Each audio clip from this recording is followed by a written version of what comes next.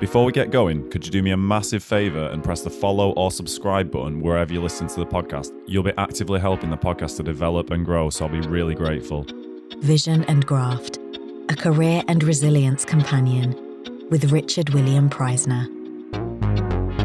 Hello and welcome to episode 15 of Vision Graft. I'm Richard William Preisner, and on this episode I'm going to be chatting to award-winning portrait photographer Drew Forsyth, who is based in Manchester in the UK. I worked with Drew quite a few years ago when I was a camera operator and he was a photographer on a job we were both doing. And it's been great to get to know him a little better. Drew's very humble and hilarious. He cracked me up a lot, so it's a very approachable episode. He's also really forthcoming with suggestions and his experiences too. He's very generous with sharing that, so I'm really excited for you guys to hear what he's got to say. Don't forget as well, in only 2 more episodes' time, I'm going to be announcing the winners of the Rosco MIXBOOK competition. Have a listen during the break with instructions of how to enter. So I won't talk anymore. I'll let a conversation do the talking. Let's go over to the episode.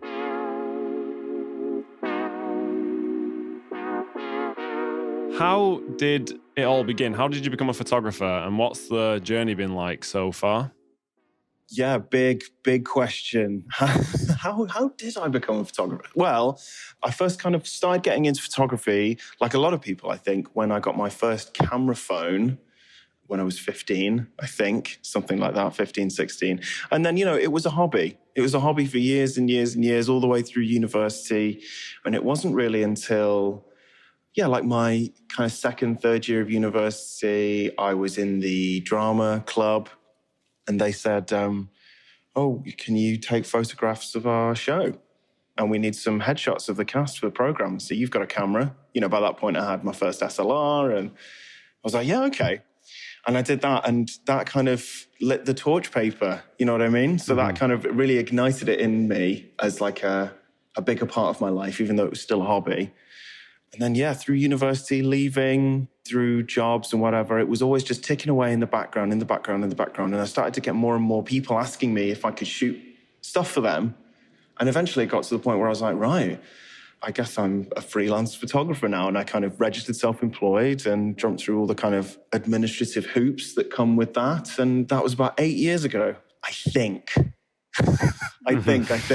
It feels like 100 years ago. But that was about 8 years ago, 8 or 9, something like that. And since then, it's all been smooth sailing and everything's been perfectly and it's all fine.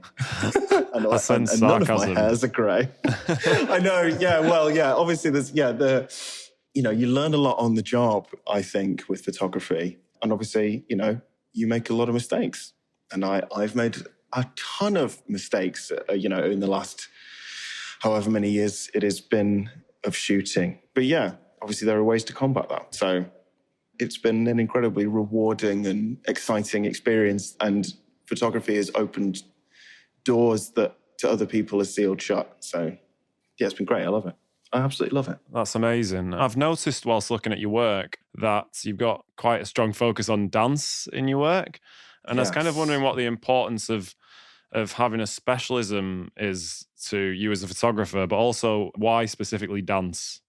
Yeah, I think the thing about dance that I find really, really interesting is the physical toll that it takes on people and the emotional intensity of it. And just how it looks. I mean, I studied performing arts at university. I didn't study photography. I've got no formal photography training. But, dance is one of those things where I had the opportunity to photograph a ballerina very, very early on in my career. I did it, and there was just something about it that I just thought, oh my God, this is really special. Was there an element of dance in your course, in the performing arts course? Or not really, but I was kind of in that world. Do you know what I mean? Yeah. I was kind of in that, and, being in Amdram musicals and stuff like that, you learn a bit of dance. And around that time, I was working at the Edinburgh Festival kind of every summer. And that was where I really got exposed to a lot of dance. And that kind of really altered my perception of what dance was. Because, up until that point, I had this kind of very stuffy view, which was like, ballet, blah, blah, Sugar Plum Fairy or whatever. And then being at the Edinburgh Festival, I remember just going and seeing 10, 12, 15 dance shows over the course of a month.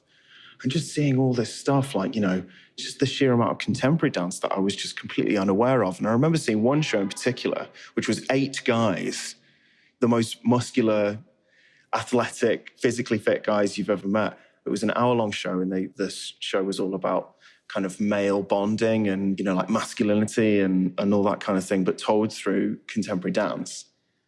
And I just remember walking out there and going, oh my God, this is absolutely incredible. So all that stuff, like being in the kind of performing arts world, being exposed to all that stuff at the Edinburgh Festival, and also, plugging away at photography, it all kind of came together around that time. And I did my first dance shoot, and it was brilliant. And the feedback that I got from my friends and other dancers, I guess, was really, really supportive and encouraging. And, I immediately knew that I wanted to pursue that. So, yeah. Has there been any benefits that have come from having this sort of like a specialism in that way? Having a specialism has definitely helped me, I think, especially when I was starting out, because it gave me a focus that I think a lot of photographers don't necessarily have when they're first starting out. Like when you first start out in photography, you just shoot everything, and often you see it on photographers who are very early on in their careers. You go on their website, there's like portraits, weddings, food, jewelry, still life, sunsets, and, there's all these different categories. But I never really had that. I only ever really had 3, which was portraits, performing arts, and weddings, like we kind of already discussed, because that's one thing that you tend to gravitate towards when you first start out doing photography for some bizarre reason.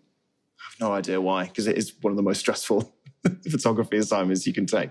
Anyway, having a specialism has been great because it has kind of given me a focus that a lot of photographers probably necessarily wouldn't have. And it kind of marks you out in the crowd, I guess. It makes you stand out. And, ballet, it's so niche. Dance photography is niche. But, contemporary ballet dance photography is even more niche. And it kind of, you stick in people's minds when people say, what do you do? And I go, oh, well, I'm a dance photographer. And they go, oh, that's interesting. You know what I mean? So it's been great. And also, photographing dance teaches you a lot about photography in general. You learn a lot about the technical execution of how to take a dance photo. You know what I mean? Even when I look at my kind of corporate portrait work now, the staff at, a large tech company, when I do their portraits, they get the same lighting as like the principal ballerinas. Yeah. I only learned how to do the principal ballerina lighting from, spending time with them and figuring out what looks good on the body and how do you make someone's face look good when they're flying through the air? It kind of taught me a lot about that. And having a specialism has been really, really valuable, I think, but in more of an abstract way than I would have necessarily anticipated. And, it's so interesting because a lot of my corporate clients who come to me now and they say, we love your ballet work and we'd love you to come and take our staff headshots.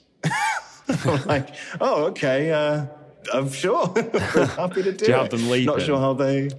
Yeah, of course, yeah, always bring a little trampoline. Have them flying through the air.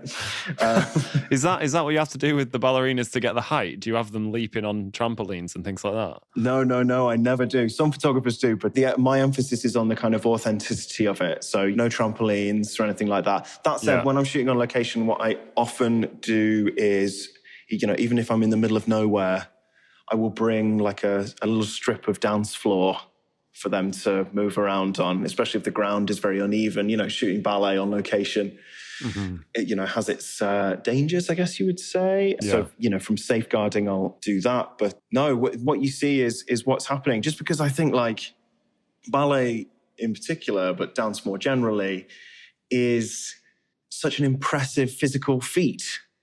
You know what I mean? See, I don't think you necessarily need kind of hidden secrets and tips and whatever in order to get a great dance shot, because I feel like once you find out, oh, well, they had a big trampoline, it kind of takes away something from the images, I think. But, obviously you have to judge that on a case-by-case basis. I remember doing a shoot a couple of years ago now, and the only location we had access to, because it was a commercial client, the only location we had access to was a warehouse with a solid concrete floor. Now, if you're a principal ballerina, you cannot jump up and down on the same spot for 2 hours on a solid concrete floor because you're going to injure yourself. So, you do have to think about, little bits and pieces to help out with things like that. But you have to avoid broken ankles, I imagine. Yes, broken ankles, shin splints. Reminded me of running at high school. Oh, yeah. It's all that stuff. And you do have to be very, very careful because, often you find yourself working with, it's like working with a pro athlete, working with a principal ballerina. You have to be very, very mindful of their physical, the demands that it takes on their bodies. So, yeah. Yeah. Okay, brilliant. So I've noticed recently on your social media and last year that you featured on BBC Breakfast a couple of times throughout the pandemic, discussing the impact of COVID on your business and kind of being quite open about how that's affected you. I was kind of wondering, how did this come about and why do you feel it was important to share your experiences so widely, like nationally? Yeah, good question. How did it come about? The first time around, it was a bit of luck, I guess you would call it. So BBC News were actually on location with one of my clients, interviewing them about something else. And then on that day, the Chancellor announced that there was going to be an update to some self-employment, grant scheme stuff, and they wanted to talk to a freelancer. So my client rang me and said, BBC News are here if they want to interview someone who's been affected by COVID, blah, blah, blah. And I said, great, I'm on my way. So I jumped in an Uber and, I was in front of the camera about an hour later just talking about it. So it was a bit of a coincidence / stroke of luck, I guess.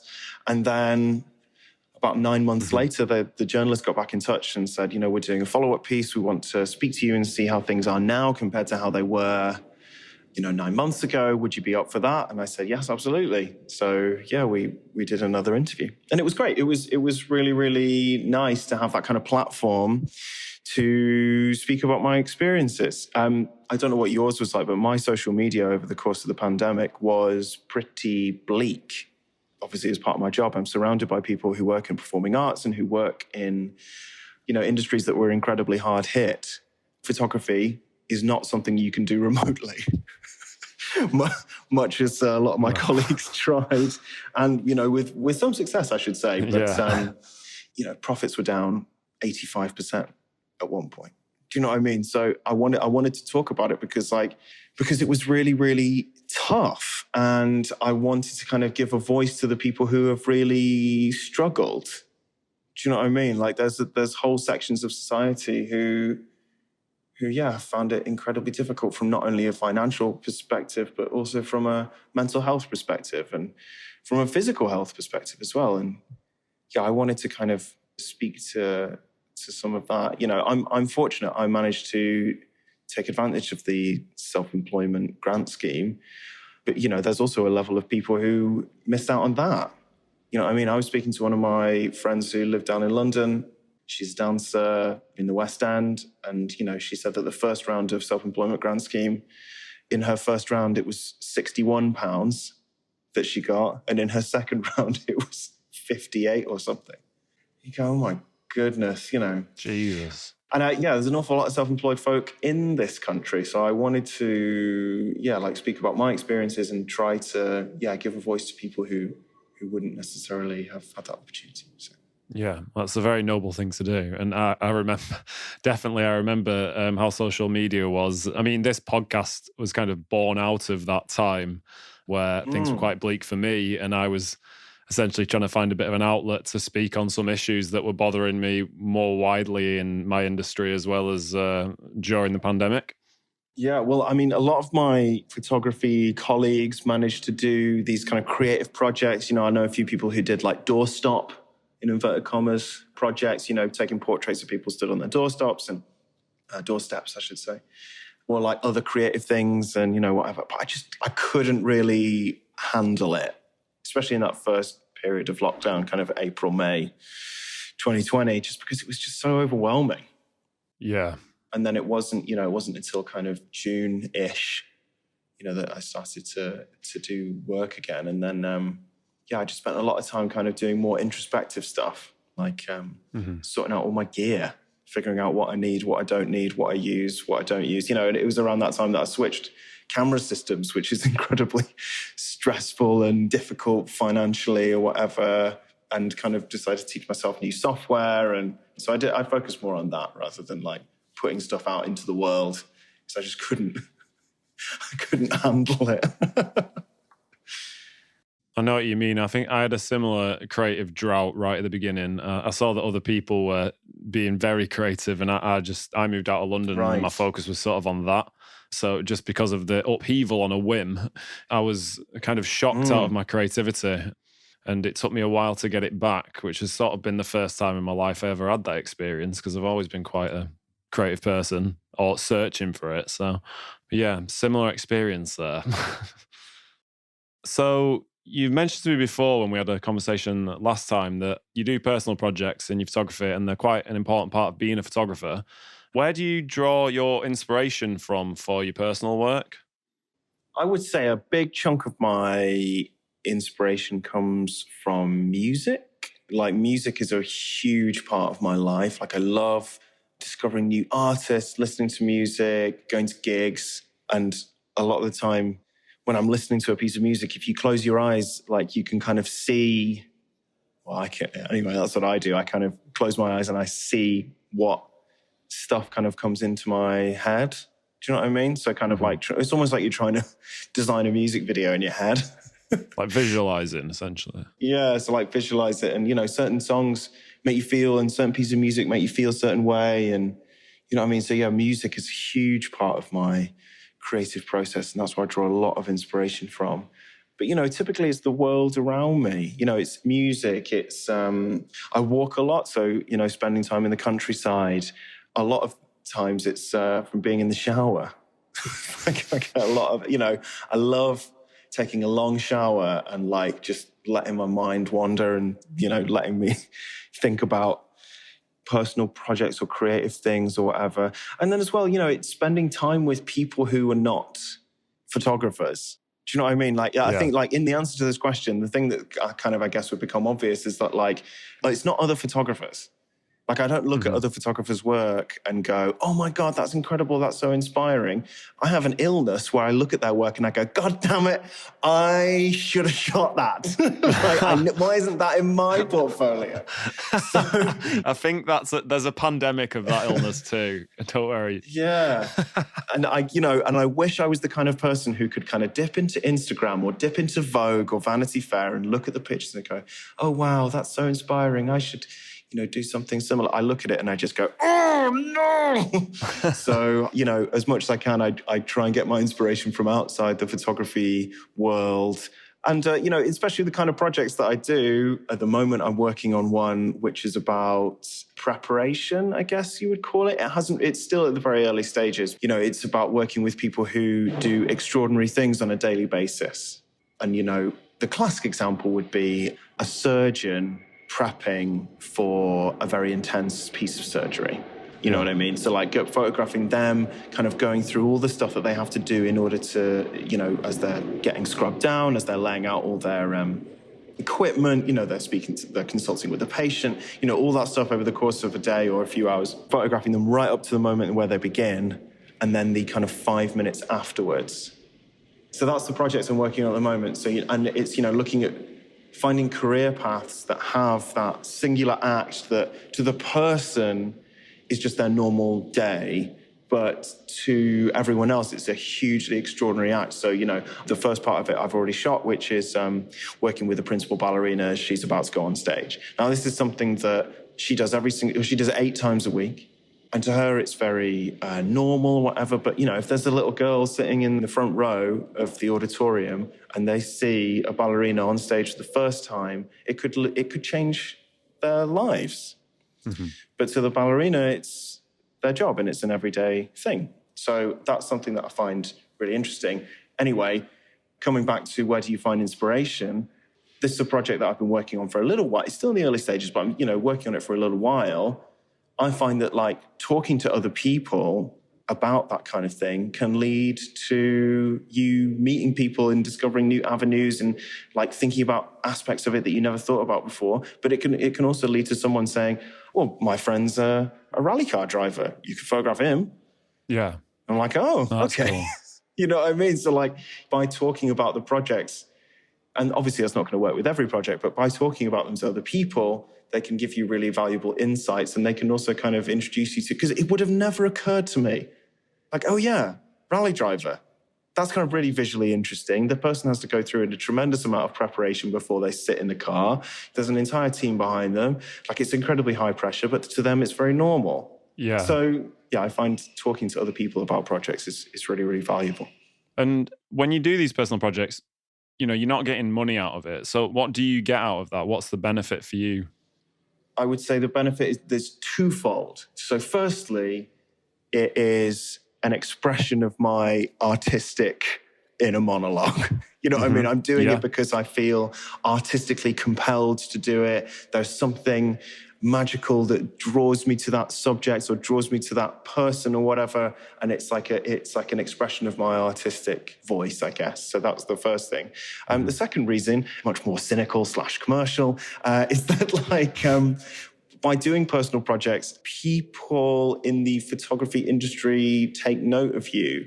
And like when I'm being hired by clients, you know, my clients are not interested in the portraits that I shot for X company, but what they are interested in is the 3 weeks that I spent in Arizona photographing whatever. Do you know what I mean? Or they're interested in the 30 minutes before a ballerina goes on stage, or they're interested in that kind of much more creative, autonomous, self-led project work. But that's very much the byproduct of doing the personal project. Do you know what I mean? That's like the nice consequence of you doing the personal project. But in the first instance, doing the project is like an expression of your artistic voice. Do you feel like it's something that you need to do? Yeah, definitely. It's like lancing a boil. Like you've got to get it out of you, or it's like drying a pair of swimming trunks after you leave the pool. Like you have to, like, I've got to like purge myself of this stuff, because otherwise it just kind of builds up and builds up and builds up. So yeah, I have to do it. I'm struggling to articulate it, I guess because it's so emotional. And like by trying to articulate it, you're almost trying to translate an emotion into a rational reason. But so often you can't. You know, there are some projects where someone says, oh, what drew you to photographing those foxgloves in that certain way? And I'm just like, yeah, I don't really know. Like there's just something about it that I find really, really interesting. And that's it. Yeah, you just felt it. So I don't know. Yeah, you just feel it. And then, you know, the difficult part is being much more deliberate with your artistic choices and analyzing your own work and trying to figure out, okay, well, there must be something. What is it specifically about this that draws you to that? And that is the journey you go on as an artist, is trying to figure out the answer to that. And, you know, I don't have an answer for you, but we're getting there. Yeah. I'll check back in like 40, 50 years and see if you've got the answer. Yes. Did you manage it? No? Okay. Well, the pictures still look good. Yeah, as long as that's the conclusion. The pictures look great, though. I mean, I feel like I'm on a similar quest, and I'm not feeling hopeful I'm going to get there. I'm sure it'll be fine. Competition time. If you're enjoying the conversation, please can you do me a favour and leave me a review on Apple Podcasts? It's super easy to do, and if you let me know you've left a review using the Get in Touch page on visiongraft.com or by sending me a message on the Vision and Graft Instagram at Vision Graft, you'll be automatically entered for free into one of the monthly draws to win a Rosco MIXBOOK Digital Swatchbook. This very useful tool enables you to pre-visualize coloured gels and LED colours, and they're really useful for those working in film, photography, or lighting design to plan which colours they could use in their lighting. I use mine all the time in my planning, and I couldn't be without it. Spread the word if any of your mates would be interested in getting their hands on one. The competition is free to enter. If you really want a mixbook and you'd like to increase your chances, if you repost any of my posts on the Vision and Graft Instagram to your story, I will add an extra entry into the competition for you if you let me know that you've done that. The last date for entry is midnight the 31st of August 2022. And I'll contact the winner directly to arrange their new mixbook delivery. The competition is only available to residents of the UK, EU, USA, and Canada, but if you'd still like to leave me a review if you're outside of those areas, I will very much appreciate that. Full terms and conditions are available at visiongraft.com. Good luck with the competition. Now back to the show. So moving on, can you tell me about the biggest hurdle that you've faced in your career and what you've done to manage this? This thing you encounter when you introduce yourself as a photographer or you tell someone that you want to be a photographer, a lot of people, the first thing they say is, oh, it's very competitive. Oh, it's very competitive. Oh, you're never going to make any money doing that. And I would say the biggest hurdle that I've had to overcome is dealing with that kind of opinion / negativity and figuring out ways to overcome that. Because if you are told that every single day for, 8 years, you start to believe it and you start to go, oh my goodness, yeah, well, actually it is very competitive. Maybe it's not the biggest hurdle, but it's one of the things that I have had to grapple with for years. And that kind of thing, when you pitch an idea to someone or you are kind of talking about creative concepts or whatever, people saying, oh, that seems a bit hard. And the most fulfilling, creative, exciting, dynamic work that I've ever made has been when I've pitched an idea to someone and they've gone, yeah, sounds great. And often I'm taken aback because, I'm so used to people saying, oh, well, that's great, but maybe we can tone it down a bit. When people actually do say, oh, yes, let's do it, sometimes you pitch an idea that's so mad that you start to worry. Like, oh no, I've got to actually do it now. With one example, I remember working with like a group of comedians, like a sketch comedy group. They wanted to do something, so often with portraits of comedians, they're all doing a funny face and they're all on a white background or whatever. And we kind of wanted to do something away from that. We wanted to, shoot on location and have something that was quite visually arresting. And so we went into the meeting. I had like 10 or 12 different concepts. I was all prepped. And my first one, I said like, okay, I think all 3 of you should sit on like the same horse. Because like 3 people sitting on a horse is like, you would never see that unless there was a huge problem. You would never see 3 people sitting on a horse. Fully expecting them to be like, what are you talking about? No, we want to hire a studio. And they just said, yeah, all right, sounds good. Guess we'll just do that. And I was like, oh, all right then. So, we did that. And yes, it was.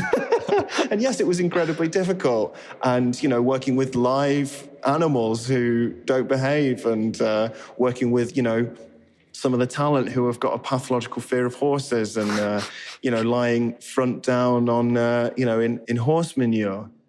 But these are all little problems and problems get solved. Do you know what I mean? So, so like one of the big things that I've had to overcome kind of in my own brain is going, actually, yeah, let's just do that. Let's not think about, don't think about how difficult it is or how many people have tried it and it hasn't worked out or like, it's been like a mindset thing. I hesitate to use that word because they're like a lot of very boring people use the word mindset, but it's that kind of thing, I guess. Yeah. So it's sort of trying to think about what can go right instead of what could possibly go wrong.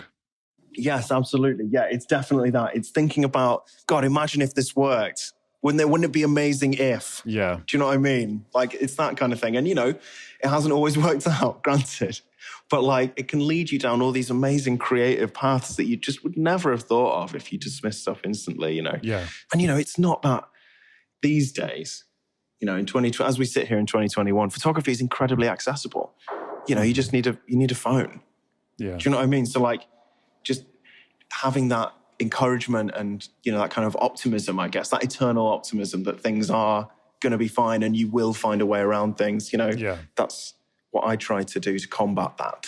So do you have to kind of protect that way of thinking from people who will come to you and say, photography is very competitive, not necessarily you're not going to make it or whatever, but like the negativity that it can bring you, like, do you have to kind of keep your, what they're saying in your head away from your ideas and your creative freedom to stop that negativity from impacting that and being too like, oh, I shouldn't do that. That won't work out the way I want it to?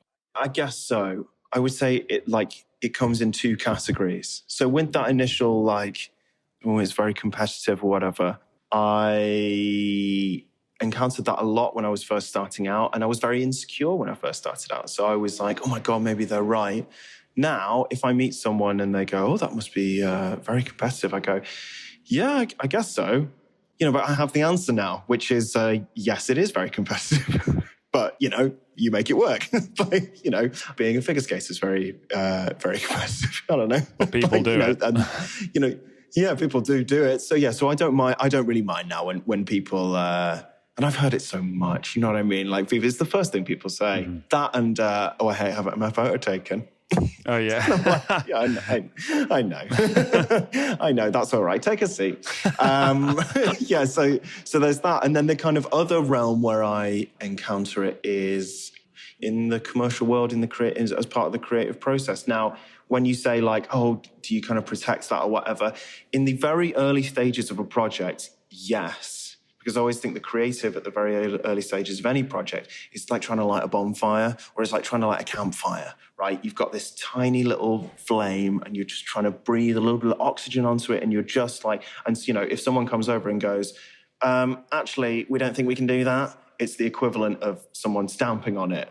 Do you know what I mean? Yeah. So at the beginning, I'm very, very protective of the initial idea and, you know, like the creative, whatever. But then once it's fully formed and I have a concept and fleshed it all out or whatever, it is then ready to stand up to scrutiny. Yeah. Because then at that point, you do have to think about practicalities. You do have to think, okay, well, actually, how are we going to photograph 6 people underwater?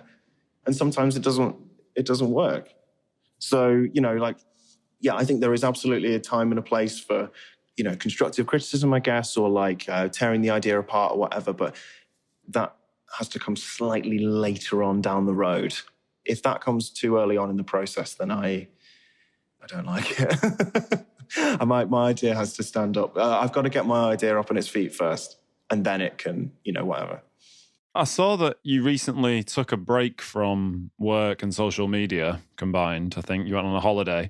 How important is having that time off to you and stepping back? And what benefits does this bring to your kind of work and personal well-being, mental well-being? I would say for me, it's one of the single most important things that I do is taking time away, decompressing, which is what I call it. It's almost like coming up from the sea floor. So every month or so, I make sure I take a couple of days, you know, during the work week to get out of the office and just kind of experience the world a little bit. I love walking in the countryside. You know, I love going to the beach, regardless of the time of year, and just kind of getting away a little bit and allowing my brain to breathe. I think with when you're self-employed and, you know, you're freelance and I think there is a lot of pressure on you to be constantly hustling and constantly doing something. And then you see these people on social media who are kind of actively encouraging you to work until 11 o'clock at night and, you know, get up at 4 a.m. and work out. And then you don't need food. You just need this powder. And do you know what I mean? Like, I think there's an awful lot of pressure on people to do all this mad stuff in pursuit of something. I don't really know what the end goal is for all that stuff. But yeah, I basically, what I'm kind of talking about is like having a work-life balance. And I find that the best way for me to do that is to every now and again take a step back, even if it's just a morning, you know, getting a train out to the Lake District or the Peak District and just walking and, you know, allowing your brain to breathe a little bit. Because if you don't do that, you get burnt out. Mm-hmm. And, you know, you're not as effective at what you do. Do you know what I mean? Now, you know, it's easy for me to sit here and say this now at year 8 or 9 or however 10 or whatever year I'm in. When I was first starting out, I didn't have the luxury of being able to take a morning off or a day off. You know, I was working 8 days a week. But now, the older I get and the more I move through this path, it's like, you know, the more I start to think, well, this is it. This is my life. Like, I've chosen this. And if I just keep doing it every single hour that God sends, it is not sustainable in the long term. You know what I mean? So you have to take some time, take a little step back, and you find that it gives you just an amazing amount of perspective. Do you know what I mean? And you can approach problems with a more clear mind, and, you know, you're not constantly tired. Like, honestly, you'd be amazed what a 2-hour walk around a lake would do.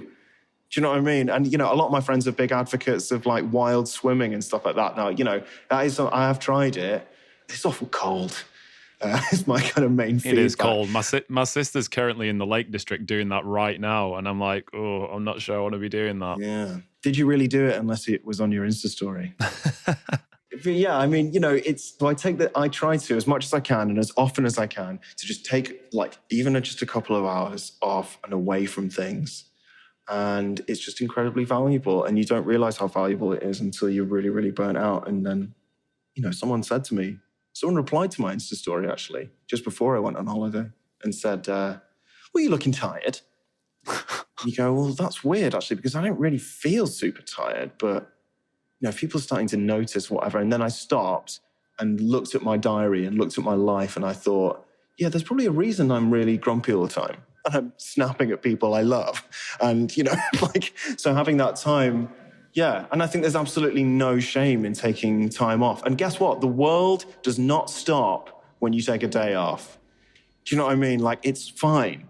Like, before I went on holiday, I said to my clients, I can't shoot next week because I'm on holiday. And they were like, okay, fine. You know what I mean? They're not suddenly like, well, in that case, see ya, because we're not working with you anymore. Like, it doesn't work like that. People go on holiday. Do you know what I mean? And it's for the same reason that I try to maintain a really healthy work-life balance as much as I can. I'm in the office by 9:30 every morning, and I'm out the door by 6 o'clock. Because, I have a life, and all those things that I've spoken about, going walking, going to live music, seeing my friends, interacting with people, whatever. You can't do that if you're just stuck in the studio or in the office or working from home and burying yourself in your work. Do you know what I mean? It's not sustainable. You cannot do that forever. And then, you miss things. You miss your friends' weddings. You miss, all sorts of these huge, amazing, important experiences. And for what? So yeah, I'm a big advocate of taking time off. Yeah, you were persuading me there. I mean, I'm umming and ahhing about having a little break in about 3 weeks, and you've borderline persuaded me with what you're saying there. Again, there is a practical element to all of this. So I deliberately take holiday in August because that's when a lot of my clients are on holiday. You know what I mean? Yes, granted, you're going to pay more for flights and whatever if you decide that you're going to go abroad. But yeah, even just taking a Friday off. Do you know what I mean? Yeah. And guess what? People with normal jobs do this. They put their out of office on and they go off on a Friday and the world doesn't end. It's fine. I've got friends in London who are lawyers and, at 6:15 every evening, they're posting boomerangs on their Insta story of them chinking glasses together. And they're lawyers. I'm a photographer. I'm not exactly saving lives here. So yeah, a bit of perspective is always really good. And just taking some time off and it's fine. And if you're worried about time, I guess figure out why it is that you're really jam-packed all the time and try and be analytical about your own working practices and spend time working on the business as well as working in the business. Yeah, well, that sounds like very good advice. Sort of related to what you're just talking about, do you have any techniques for keeping on track with your mental well-being? So, for example, I write a journal every morning. I actually haven't done it for last week because I've been so busy with work, but I write a journal every morning, or some people meditate or whatever. I just wonder if you have any kind of practices that are other than what you've mentioned. Yes, I do, I think. I walk to work. That's one of the big things that I do that I realize a lot of people don't do. Now, obviously, I have the luxury of walking to work. A lot of people don't, but, it's 35, 40-minute walk. And in that time, it really gives me a chance. On the way to work, it really gives me the chance to think about what I'm going to do that day, think about what I want to achieve, think about, kind of get myself in the headspace of okay, here we go, here's work. Mm-hmm. And then on the walk home, it has this beautiful effect of me being able to let things go.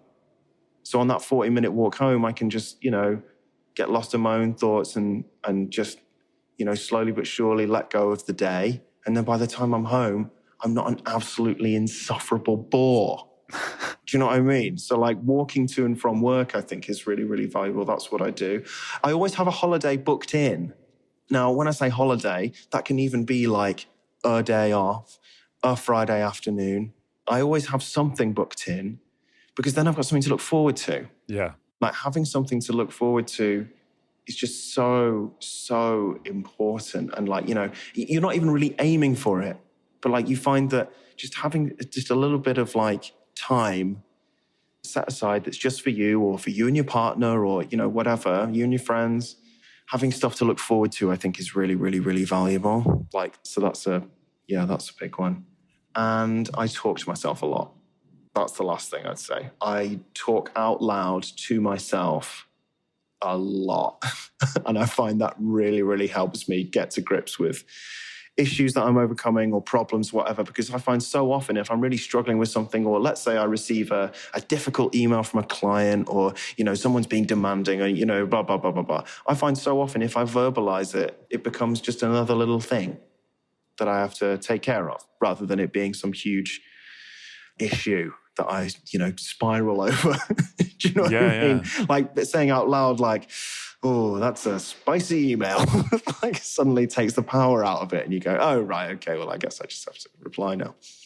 I've never thought of that. I mean, I've taken to writing down thoughts when I'm, when I've got something locked in my head, and especially if I'm on my own, I can't like, how do I get this out? I've learned to write down to get it sort of out of my head and onto paper. I've never thought of speaking it. That sounds like a really good thing to try. It's more instant, isn't it? Yeah, definitely. Yeah, much more instant. And then as well, I find the thing that's really, really valuable, and it's, I guess it's involves other people rather than it just being just me, is that I work alongside people who face the same problems as me. Do you know what I mean? I work alongside other photographers. In the office, I share an office with 2 other photographers. It's nice having people there who are facing the same problems as you. And then when you do get that bad email or you do get an issue, the person who's sitting opposite you can go, oh yeah, I had that. I just ended up hiring one instead. And you go, oh yeah, that's right. Yeah. Do you know what I mean? Or like they go, if you're facing that issue, I found this amazing online resource. You should check it out. And suddenly, that gives you some perspective that you wouldn't necessarily have if you were just working on your own. So yeah, I find finding having a little community and network is really, really valuable. That's great. That's great. You're full of good advice here, Drew. This is perfect. Do you have a goal in mind that you're aiming for in your career? Is there an end point in your head? I would say there isn't really an end point. There's stuff that I would like to achieve in my career, but I wouldn't necessarily say that there's an end point. I'm not sitting here going, yes, one day I want to have a retrospective of my work at the New York Metropolitan Museum of Modern Art. That's not my kind of end goal. My kind of career goal, I guess, is to travel the world and photograph the most interesting and exciting experts, people, of our time, I guess. And kind of, I guess, like another big career goal for me is just, supreme autonomy. Like being able to just choose what I do when I do it. Do you know what I mean? Yeah. Like having the means to be able to do that, having the kind of financial support, the emotional support, the physical health and well-being support, like to just be able to do whatever I want. So that's what a dream. That's kind of it. Also, I'd love to be able to just walk into a shop and not have to worry about the money. That would be a nice thing. Do you know what I mean? The shops get more expensive as the money gets bigger, though, I suppose. Yeah. Why is that? Yeah. The more I'm earning, the more expensive my taste gets. Yeah, if I was still getting 10p mix from the newsagents, then I'd be able to empty the place. Although 10p mix nowadays you can't get 10 sweets for 10p anymore. That's changed. The relentless march of time. Yeah. We're unfortunately going along with it. So the tagline for Vision Graft is, if talking's the cure, then creativity's the recovery. How do you find that being creative helps you when dealing with life's challenges, both in your career and personally? I find photography to be rehabilitative, I guess, and almost medicinal in the way that it helps me. It's the way that I'm able to express myself. It's the way that I'm able to communicate complicated ideas, and I'm able to show the world kind of what I see. And it has such an important role in my life that nothing else kind of really comes close to. When I think about difficult things I've had to deal with in my life, I found looking back that has been when I'm most creative and take the biggest risks with my personal work and with my commercial work. And I find photography, even in a very chaotic world, photography is a still point in that world. And I'm able to use photography to kind of deal with some of these more difficult things that you face as a adult human male. Mm-hmm. You know what I mean? Yeah, that's fantastic. It's a brilliant answer. It's nice that your work has such meaning for you, you know. It's great to hear. Well, thank you. Finally, what gives you hope? Okay.